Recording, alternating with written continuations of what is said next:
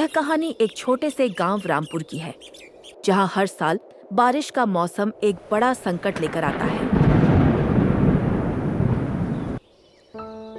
अरे गोपाल, तुमने देखा है कि अब बारिश का मौसम हो चुका है। मैं तो बहुत चिंतित हूँ। कहीं ऐसा ना हो कि बारिश में बाढ़ ही आ जाए। हमारे गांव के चारों तरफ बांध बने पड़े हैं और सारी नदियाँ उन्हीं बांधों में आ रही हैं। पिछली बार से अब उन बांधों में पानी बहुत ज़्यादा हो गया है। हाँ रामू, यह तो मैंने भी देखा है। नदियों में पानी बहुत ज़्यादा है और बांध में पानी का स्तर अब काफ़ी ऊपर हो गया है। कहीं ऐसा ना हो कि इस बार बारिश हमारे गांव के लिए तबाही ले आए। अरे गोपाल, क्या तुम्हें पता है कि हमारे गांव में हर साल बारिश के मौसम में बाढ़ आती है। हमारे घरों में पानी भर जाता है और हमें अपनी जान और संपत्ति बचाने के लिए संघर्ष करना पड़ता है। हाँ रामू, यह सच है। हमारे गांव की स्थिति बहुत ही खराब है। हमें अपने घरों की सुरक्षा के लिए कुछ करना होगा, नहीं तो अगर बारिश ज़्यादा हुई और बांध से पानी बढ़ गया तो हमारा पूरा का पूरा गांव बह सकता है। गोपाल, मैं सोच रहा हूँ कि हमें अपने गांव वालों को जागरूक करना होगा। हमें उन्हें बताना होगा कि वे अपने घरों की सुरक्षा के लिए क्या कर सकते हैं। रामू और गोपाल ने गांव वालों को बारिश और बाढ़ से सचेत करने के लिए एक बड़ा आयोजन किया। उन्होंने सभी गांव वालों को एकजुट और एक जगह पर आने के लिए निमंत्रित किया।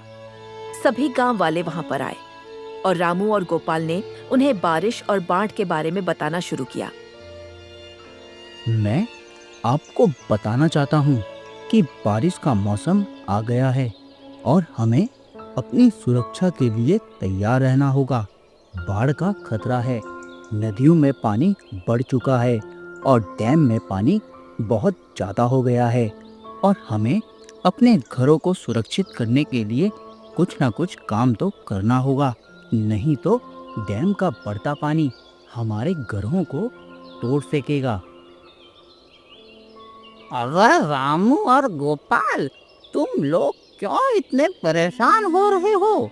बारिश तो हर साल आती है और हम लोग इससे निपट ही लेते हैं। तुम लोग पागल हो गए हो क्या, जो पूरे गांव को इस पेड़ के नीचे इकट्ठा करके रखा है?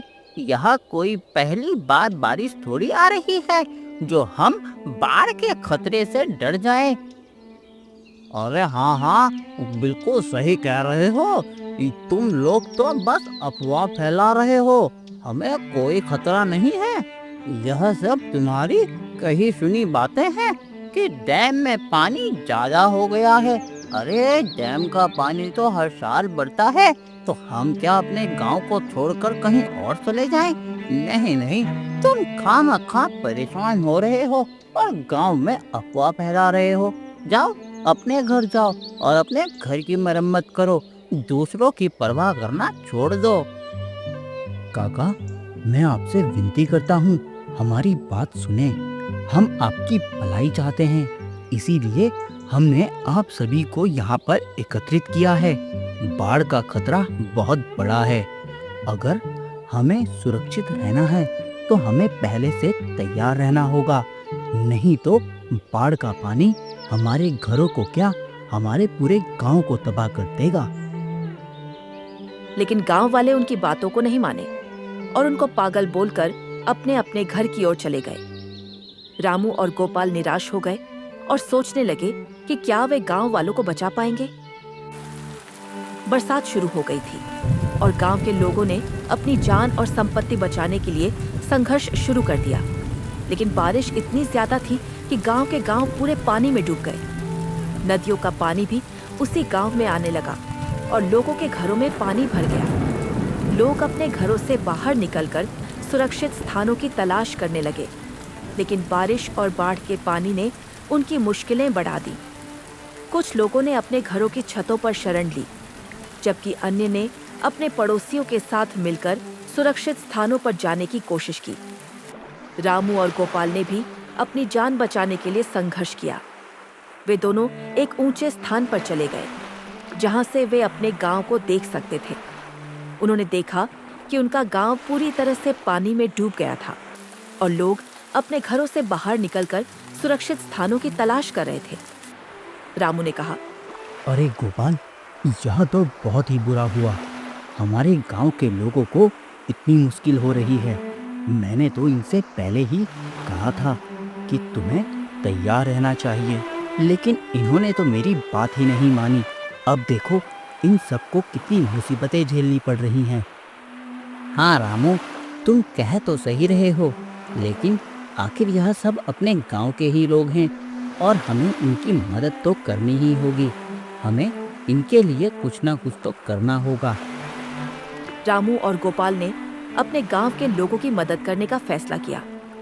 वे दोनों एक नाव लेकर गांव के लोगों को सुरक्षित स्थानों पर ले जाने लगे। उन्होंने अपने गांव के लोगों को बचाने के लिए अपनी जान जोखिम में डाल दी और उन्हें सुरक्षित स्थानों पर पहुंचाया। लेकिन बाढ़ का पानी अभी भी बढ़ रहा था और रामू और गोपाल को पता नहीं था कि आगे क्या होगा।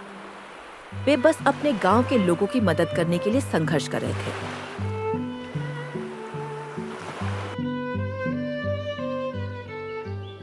अरे रामू और गोपाल, मैं तुम दोनों से माफी मांगना चाहता हूँ। मैंने तुम्हारी बात नहीं मानी और अब देखो क्या हो गया है। हमारा गांव पूरी तरह से पानी में डूब गया। मुझे माफ कर दो गोपाल, मुझे माफ कर दो। काका, हमने आपको पहले ही बताया था कि बारिश और बाढ़ का खतरा है। हमने आपको अपने घरों को सुरक्षित बनाने के लिए कहा था, लेकिन आपने हमारी बात नहीं मानी। देखो, उसकी वजह से आज पूरा गांव मुसीबत में है। हाँ रामू, हाँ, मैं जानता हूँ मैंने तुम्हारी बात नहीं मानी और अब मैं अपने घर में पानी भरने की वजह से परेशान हूँ। मैं नहीं जानता कि आगे क्या होगा, लेकिन तुम दोनों ने मेरी इतनी मदद की, उसके लिए तुम्हारा बहुत बहुत धन्यवाद। काका, अब हमें अपने गांव के लोगों की मदद करनी होगी। उन्हें सुरक्षित स्थानों पर लेकर जाना होगा। अब उनकी जान बचाना हमारा कर्तव्य है। मैं तुम्हारे साथ हूँ रामू। मैं अपने गांव के लोगों की मदद करने के लिए तैयार हूँ। मैं तुम्हारी बात मानने के लिए तैयार हूँ और आगे से मैं तुम्हारी बात नहीं टालूंगा। यह मेरा वादा है तुमसे। अगले कुछ दिनों तक गांव के लोग मिलकर बाढ़ से बचने की कोशिश करते रहे। उन्होंने एक दूसरे को खाना दिया, कपड़े दिए और एक दूसरे की मदद की। हम लोगों ने हाल ही में एक बड़ी समस्या का समाधान किया और अब हम एक नई समस्या में फंस चुके हैं। हमें अपने आसपास के क्षेत्र को साफ रखना बहुत जरूरी है। हमें अपने घर के आसपास कूड़ा कचरा नहीं फेंकना चाहिए। इससे हमारे गांव में कीटाणु और बैक्टीरिया फैल रहे हैं और हमें बीमार कर रहे हैं।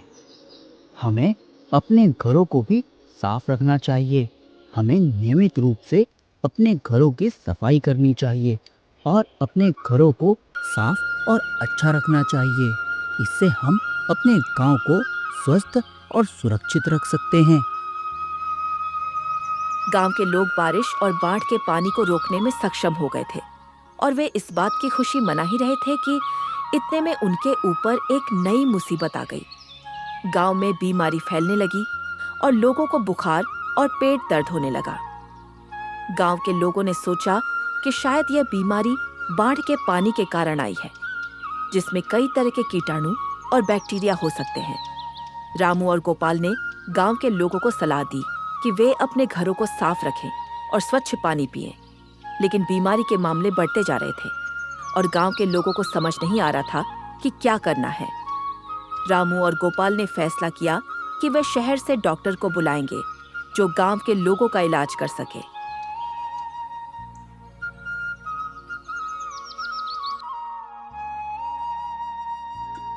डॉक्टर साहब, हमारे गांव में एक बीमारी फैल गई है। लोगों को बुखार और पेट दर्द हो रहा है। हमें लगता है कि यह बीमारी बाढ़ के पानी के कारण आई है। हमें आपकी मदद की आवश्यकता है। ठीक है रामू जी, मैं आपके गांव में आऊंगा और गांव वालों का इलाज करूंगा। लेकिन मुझे लगता है कि यह बीमारी दूषित पानी के कारण आई होगी। हमें गांव के पानी की जांच करनी होगी और लोगों को स्वच्छ पानी पीने के लिए कहना होगा। बिल्कुल डॉक्टर साहब, हमें लगता है कि यह बीमारी निश्चित ही दूषित पानी के कारण आई है। हम आपके साथ मिलकर गांव के पानी की जांच करेंगे और लोगों को स्वच्छ पानी पीने के लिए कहेंगे। बस एक बार आप हमारे गांव आ जाइए। अरे ठीक है रामू जी, मैं कल आपके गांव आऊंगा। आपके गांव वालों को बता दें कि मैं आ रहा हूं और उन्हें मेरे पास आने के लिए कहें। मैं गांव वालों का इलाज करूंगा और उन्हें स्वस्थ बनाने की कोशिश करूंगा। डॉक्टर ने गांव में आकर लोगों का इलाज शुरू किया और उन्हें बताया कि बीमारी का कारण दूषित पानी है, जो बाढ़ के कारण हो सकता है। डॉक्टर ने गांव के लोगों को सलाह दी कि वे अपने पानी को उबालकर पिएं और अपने घरों को साफ रखें। दोस्तों, आपको बता दूं कि बीमारी का कारण दूषित पानी है, जो बाढ़ के कारण हो सकता है। इसलिए आपको अपने पानी को उबालकर पीना चाहिए और अपने घरों को साफ रखना चाहिए। अरे डॉक्टर साहब, हमें कैसे पता चलेगा कि पानी दूषित है या साफ? आपको अपने पानी को उबालकर पीना चाहिए। इससे पानी में मौजूद कीटाणु और बैक्टीरिया मर जाएंगे। इसके अलावा आपको अपने घरों को साफ रखना चाहिए और कूड़ा कचरा नहीं फेंकना चाहिए। अरे डॉक्टर साहब, हमें अपने घरों को साफ कैसे रखना चाहिए?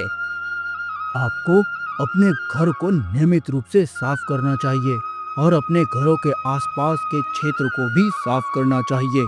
इससे आपके घरों में कीटाणु और बैक्टीरिया नहीं फैलेंगे और आपके आसपास का क्षेत्र साफ रहेगा।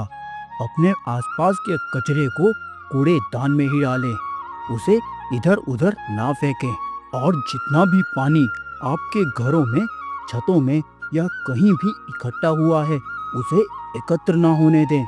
उसमें मच्छर और कीटाणु उत्पन्न हो सकते हैं। उस प्रकार के किसी भी पानी को फेंक दें। अपने घरों के आसपास पानी को जमा ना होने दें। गांव के लोगों ने डॉक्टर की सलाह मानी और जल्द ही बीमारी के मामले कम होने लगे। गांव के लोगों ने रामू और गोपाल की बहादुरी और निस्वार्थ भावना की प्रशंसा की और उन्हें धन्यवाद दिया। इस तरह गांव के लोगों ने बारिश, बाढ़ और बीमारी की मुसीबतों का सामना किया और उन्हें पार करने में सफल रहे। रामू और गोपाल की बहादुरी ने गांव के लोगों को सुरक्षित और स्वस्थ रखने में महत्वपूर्ण भूमिका निभाई। वीडियो अच्छा लगा हो तो चैनल को सब्सक्राइब करके जरूर जाना। वह जो नीचे लाल कलर का बटन है ना, जिस पे सब्सक्राइब लिखा हुआ है, उसको तोड़ो मोड़ो कुछ भी करो, लेकिन बस उसको दबा के जाना।